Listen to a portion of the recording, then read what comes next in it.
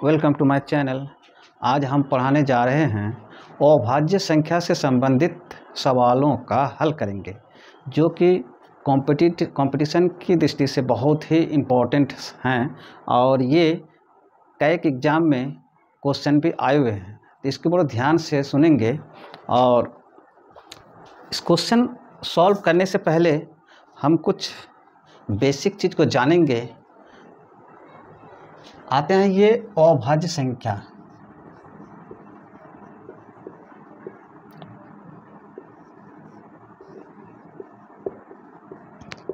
आखिर अभाज्य संख्या है क्या, इसके बारे में जान लेते हैं। अभाज्य संख्या वह संख्या जो किसी संख्या से भाग नहीं जाए सिवाय एक या स्वयं को छोड़कर।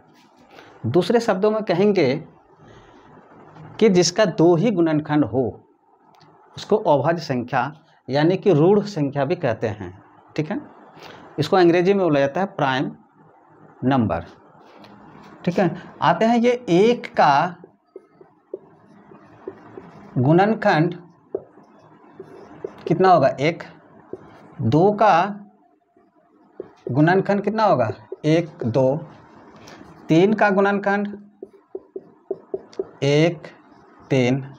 चार का गुणनखंड एक दो चार। पाँच का गुणनखंड एक और पाँच। छः का गुणनखंड एक दो तीन और छः। ये इसी तरह सात का गुणनखंड लिखेंगे, एक और सात। आठ का गुणनखंड लिखेंगे तो एक दो चार आठ, इसी तरह चलते जाएगा। अब हम यहाँ देखते हैं कि एक का गुणनखंड एक है, एक ही है, और दो का गुणनखंड दो, तीन का गुणनखंड दो, चार का गुणनखंड दो से ज़्यादा, पाँच का गुणनखंड दो। तो जिसका गुणनखंड दो उसी को ही अभाज्य संख्या कहते हैं, और जिसका गुणनखंड दो से अधिक हो उसको भाज्य संख्या या कॉम्पोजिट नंबर कहते हैं। ठीक है, समझ गए ना। तो यहाँ इसी तरह 100 से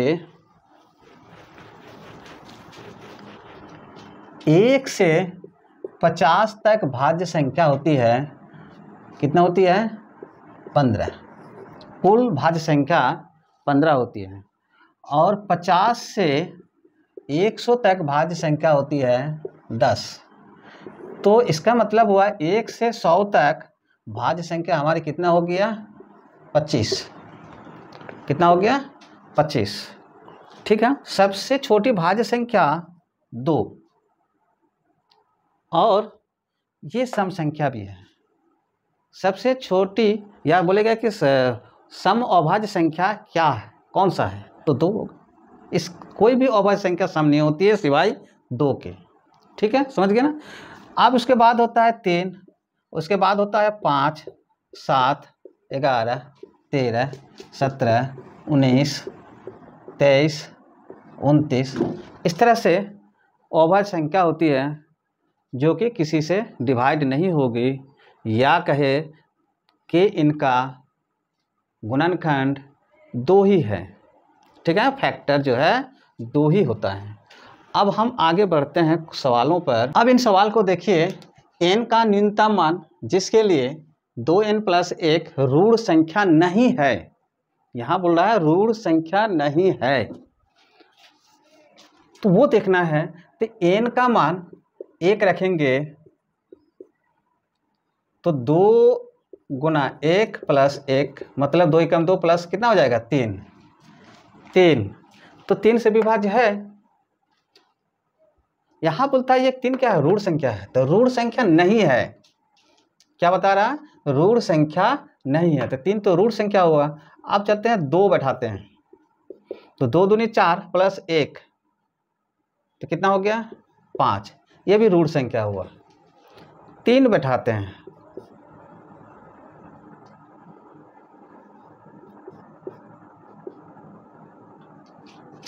तो आपको ये ऑप्शन देखना है। ये तो ऋण संख्या हो गया n के मान के लिए। ठीक है, ये भी ऋण संख्या हो गया 5 इसके लिए, जब 2 रखेंगे तो। ठीक है। अब यहाँ पर 4 नहीं है, ऋण संख्या जो मान बैठाएंगे 4 नहीं आएंगे, ठीक है। तो ये आपका ऋण संख्या नहीं है, आपका आंसर हो जाएगा 2 नंबर, ठीक है। चलते हैं दूसरी क्वेश्चन की ओर। इस क्वेश्चन को देखिए, सबसे छोटी ऋण संख्या कौन सी है, आपको टिक मारना है। अभी हम बताया सबसे छोटी ऋण संख्या 2 और ये सम संख्या भी है, तो सबसे छोटी ऋण संख्या यानी अभाज्य संख्या कौन सी होगा, ये आपका आंसर हो गया 3, ठीक है। चलते हैं दूसरी क्वेश्चन की ओर। इस क्वेश्चन को देखिए, बता रहा है 1000 से बड़ी लघुत्तम अभाज्य संख्या, लघुत्तम 1000 से बड़ी, तो 1000 से बड़ी ये है, ये भी है, ये भी है, ये भी है, बोलता है लघुत्तम, तो ये की अभाज्य संख्या है, ये अभाज्य संख्या नहीं है क्योंकि ये 7 से विभाज्य है। ये भी अभाज्य संख्या नहीं है क्योंकि ये 17 से विभाज्य है। ये भी अभाज्य संख्या नहीं है क्योंकि ये 19 से विभाज्य है। तो आपका आंसर कौन सा होगा, ये 4 नंबर, ठीक है। जो संख्या किसी अभाज्य संख्या से विभाज्य ना हो या किसी संख्या से विभाज्य ना हो तो वही होता है अभाज्य संख्या। तो ये सब सारी जो है ये इससे डिवाइड हो जाता है, 7 से, ये 17 से, ये 19 से।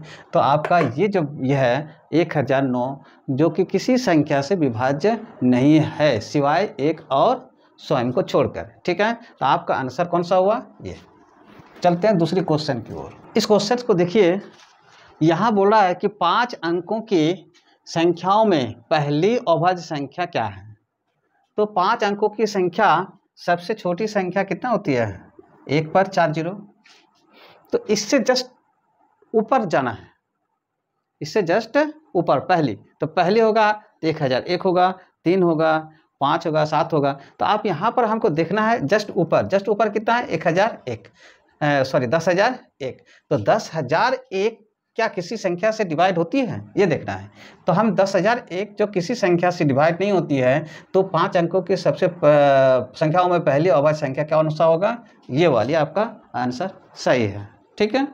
चलते हैं दूसरी क्वेश्चन की ओर। इस क्वेश्चन को देखिए, 70 से छोटी अभाज्य संख्याओं की संख्या ज्ञात करना है। अभी हम जानकारी किए कि 1 से 50 तक अभाज्य संख्या कितनी होती है, 15, और 50 से 60 के बीच होती है 2। 50 और 60 के बीच क्या होती है, 53 होती है, और 59 होती है, 2 होती है, ठीक है। और 60 से 70 के बीच, 70 के बीच कितने होती है, 1 होती है 61, और क्या होती है, और 1 होती है 67, 2 होती है। तो कितना हुआ टोटल, 15, 2, 17, 2, 19। तो आपका आंसर कौन सा हुआ, ये, ठीक है। आपको यहाँ तक याद रखना है 1 से 100 तक कितनी अभाज्य संख्या है, तो 25 है। सभी अभाज्य संख्या को आपको माइंड में रखना है, ठीक है। तो ये सब सवाल परीक्षा में आसानी से सॉल्व हो जाएंगे। चलते हैं दूसरी क्वेश्चन की ओर। इन सवालों को बड़ी ध्यान से देखना। प्रथम 4 ऋण संख्याओं, तो प्रथम 4 ऋण संख्या क्या क्या होती है, पहले उसको लिख लेना है। 2 है, 3 है, 5 है और 7 है। आप क्या बोल रहा है, योग, तो हमको योग कर देना है। आप जोड़ के बताइए कितना होगा, 5, 10, 7, 17, कितना हो गया, 17। आपका आंसर कौन सा हो गया, ये हो गया, ठीक है। चलते हैं दूसरी क्वेश्चन की ओर। इन सवालों को देखिए, 2 संख्याओं का गुणनफल इतना है और जबकि इनमें से एक संख्या ये है, तो दूसरी संख्या क्या होगी। तो दूसरी संख्या निकालने के लिए यहाँ पर जबकि गुणनफल दिया हुआ है, तो गुणनफल, तो दूसरी संख्या हम निकालेंगे, दूसरी संख्या हम निकालेंगे तो कैसे निकालेंगे, गुणनफल को हम पहली संख्या से भाग दे देंगे। गुणनफल कितना है, x² बटे y भाग देंगे किससे, पहली संख्या से, तो x/y³ से भाग दे दिए, ठीक है। अब हम इसको सॉल्व कर देंगे, ये भी भिन्न, ये भी भिन्न। जब भिन्न बटे को पलट जाएगा, गुना में करेंगे तो क्या होगा, पलट जाता है। x² बटे y ये गुना में हो गया तो ये क्या होगा, भिन्न पलट जाएगा, y³ बटे एक्स, आपका एक्स एक कट जाएगा, वाई यहाँ कटेगा तो 2 हो जाएगा, तो नीचे तो कुछ नहीं बचा, ऊपर में क्या बचा एक्स, और ऊपर में क्या बचा वाई स्क्वायर। तो आपका आंसर कौन सा हो गया, ये वाली। ठीक है, समझ गए ना। चलते हैं दूसरे क्वेश्चन की ओर। इन सवालों को देखिए, ये बहुत ही इंपॉर्टेंट सवाल है। इन सवालों में बोल रहा है कि गुणनफल इतना इतना का कुल ऋण संख्या मतलब अभाज्य संख्या यानी कि प्राइम नंबर को हमको निकालना है, कितनी संख्या में है। इसको सॉल्व करके हमको देखना है कि कौन सा कितनी संख्या में ऋण संख्या है। तो चलते हैं सॉल्व करते हैं। ये हो गया आपका 8 का पावर 20 और 15 का पावर 24, 7 का पावर 15। ठीक है, अब हम इसको 8 किसका क्यूब लिख सकते हैं, 2 का क्यूब लिख सकते हैं 20, और 15 3 गुना 5 लिख सकते हैं 24। 7 तो तोड़ नहीं सकते हैं, वैसे लिख देंगे। ठीक है, अब इसको सॉल्व करते हैं। घातांक घातांक क्या होता है, गुना हो जाता है। 3 दूनी 6 60, 3 का घातांक 24, 5 का घातांक 24, दोनों अलग अलग कर सकते हैं। 7 का घातांक 15।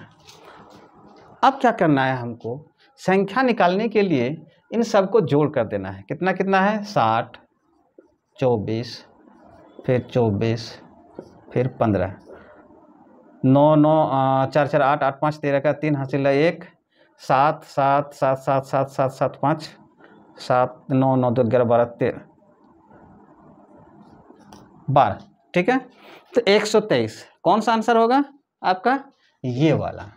ठीक है, ये बहुत इंपॉर्टेंट क्वेश्चन है। चलते हैं इसी तरह मिलता जुलता क्वेश्चन दूसरी क्वेश्चन की ओर चलते हैं। इन क्वेश्चन को देखिए, ये क्वेश्चन पहले वाले क्वेश्चन से जस्ट मिलती जुलती है। जिसका अभाज्य गुणनखंडों की संख्या निकालना है, सो कैसे निकालना है ये तो आपको पहले ही सिखा दिया कि इसको तोड़ देंगे गुणनखंड में। 2 गुना 3 कट 10 हो जाएगा। ये तो अभाज्य संख्या है, इसे तोड़ने की जरूरत नहीं है। ठीक है, और ये 11 ये भी अभाज्य संख्या है, इसको टूटेगा नहीं। ठीक है, अब यहाँ 2 की पावर 10 और गुना 3 की पावर 10 गुना 7 की पावर 17 गुना 11 की पावर 27, ये इसको अलग अलग कर दिया। ठीक है, अलग अलग करने से आप गुणनखंडों की संख्या निकालना है तो कितना, 10 और 10 20 और प्लस 17 और प्लस 27, तो कितना हो जाएगा, 7 7 14 1 5 और 1 6 64। कहाँ है 64, 64 देखिए आपका 3 नंबर में है। तो ऋण यानी अभाज्य संख्याओं की संख्या यहाँ पर कितनी है, 64। ठीक है, समझ गए ना। चलते हैं दूसरी क्वेश्चन की ओर। इनको देखिए, ये थोड़ा उनसे लगता है कि भारी है। ठीक है, लेकिन ऐसा नहीं है, ये भी बहुत इजी क्वेश्चन है। देखिए ये कैसे सॉल्व होगा। यहाँ लिखा हुआ है 3 की पावर 5 12। ठीक है, अब इस हम पॉइंट को हटा देंगे तो नीचे क्या होगा, 10। ठीक है, फिर उसी तरह 2.7 का पावर कितना है, 10। फिर इसको पॉइंट हटा देंगे, एक के बाद दशमलव था तो 1 0। ठीक है, अब यहाँ पर 10 है, 10 को हम तोड़ देंगे 2 गुना 5 के ऊपर 25। ठीक है, अब इसको काट सकते हैं। तो 7 5 35, 5 दूनी 10, 5 7 35, तो 7 का पावर कितना हो जाएगा, 12। यहाँ 2 की पावर कितना हो जाएगा, 12, और गुना यहाँ पर देखिए यहाँ कट रहा है क्या, तो 3 3 3 का 9 27, 3 का क्यूब होगा ये पर, और यहाँ 2 गुना 5 हो जाएगा। ठीक है, और उसका घातांक कितना हो जाएगा, 10। और यहाँ पर इसको अलग अलग कर सकते हैं, 25 5 के घातांक 25। ठीक है, अब इसको सॉल्व करते हैं। 12 2 की पावर 12, यहाँ 3 की पावर 30 हो जाएगा, और यहाँ पर 2 की पावर 10 और 5 की पावर 10। ठीक है, अब यहाँ 2 की पावर 25 और 5 की पावर 25। अब यहाँ देख लीजिए, यहाँ जो गुना में घातांक घातांक जोड़ हो जाता है, तो 12 और 10 कितना हो जाएगा, 22 हो जाएगा। और यहाँ पर कितना है, 25 है, तो 25 है, तो 22 में से 25 घटा दीजिए तो कितना हो जाएगा यहाँ पर। चलो सॉल्व करिए देते हैं।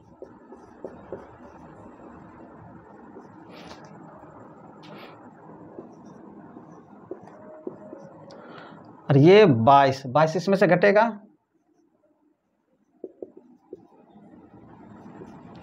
और यहाँ बचेगा कितना 5 में ये घटेगा 25 माइनस ऊपर जाने से कितना होता है घातांक घट जाता है। ठीक है, तो यहाँ पर कितना हो जाएगा 12, 30, 25 में 22 घटेगा 3, और यहाँ 15 हो जाएगा। सबको जोड़ दीजिए 2 3 5, 5 और 5 10 का 0, हासिला 1 2 5 और 1 6, 60।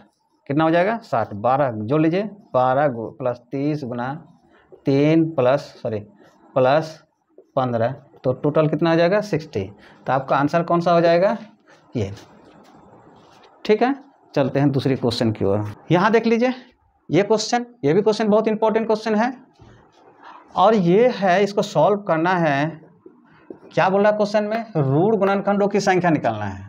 तो उसी तरह हम इसको तोड़ देंगे। 2 का क्यूब कितना होता है 8 होता है, और उसका घातांक है इतना। ठीक है, गुना 3 5 15, इसको गुणनखंड कर देंगे 32। नीचे कीजिए 2 3 6, इसके गुना पावर कितना है 12। अब इसको सॉल्व करते हैं। यहाँ पर देखिए 2 3 और वो घातांक गुना हो जाएगा, 3 3 कट जाएगा। ठीक है, अब यहाँ पर आपका 3 के घातांक 32 और 5 के घातांक 32, और नीचे क्या बचेगा 2 की घातांक 12 गुना 3 की घातांक 12, 3 की घातांक 12। अब इसको सॉल्व करते हैं हम। तो ये 2 की घातांक कितना बचेगा 25, और इंटू 3 की घातांक 32, और ये 3 ऊपर चला जाएगा तो माइनस हो जाएगा 12, और यहाँ ऐसे है 2 के घातांक 12 है तो इसमें 12 घटा लीजिए। ठीक है, और यहाँ पर 5 के घातांक कितना हो जाएगा 32। अब इसको सॉल्व करेंगे, 12 घटाएंगे तो कितना बचेगा 13, और यहाँ 12 घटाएंगे तो क्या बचेगा 20, यहाँ 5 के घातांक कितना है 32। अब इसको जोड़ लीजिए 13 20 और कितना है 32, कितना हो जाएगा 5, और ये हो जाएगा 6। कितना हो गया 6, 3 2 5 6 और 3 और 2 5 65। क्या इनमें से कोई है? नहीं है, तो आपका आंसर कौन सा होगा ये वाला। ठीक है, आप समझ गए ना। ऐसा ही ऋण संख्या निकालने के लिए आए, यानी कि प्राइम नंबर अभाज्य संख्या निकालने के लिए आएगा तो आपको इस तरह से सॉल्व करके इजीली निकाल सकते हैं। और ये बहुत ही इंपॉर्टेंट क्वेश्चन है। आशा करते हैं आप अच्छे से समझ गए होंगे। यदि समझ गए होंगे, वीडियो अच्छी लगी तो लाइक करें, सब्सक्राइब करें। Thank you.